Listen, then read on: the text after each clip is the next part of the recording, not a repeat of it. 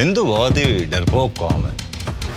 মুক্তির আগেই একের পর এক রেকর্ড গড়তে শুরু করেছে ধুরন্ধর দ্য রিভেঞ্জ।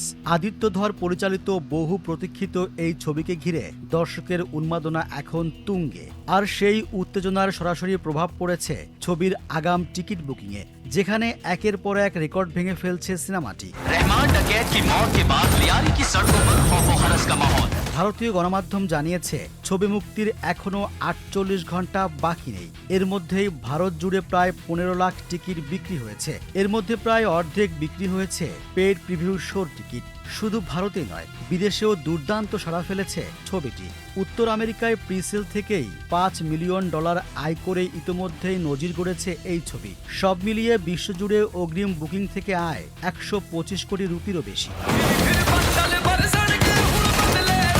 দর্শকের এই বিপুল চাহিদা সামাল দিতে হিমশিম খাচ্ছে প্রেক্ষাগৃহগুলো। ছবির দৈর্ঘ্য প্রায় 4 ঘন্টার কাছাকাছি হওয়ায় প্রতিটি স্ক্রিনের দিনে খুব বেশি শো রাখা সম্ভব হচ্ছে না। তাই অনেক জায়গাতে রাত জেগে শো চালানোর সিদ্ধান্ত নিয়েছে হল কর্তৃপক্ষ। ছবিতে প্রধান চরিত্রে অভিনয় করেছেন রণবীর সিং।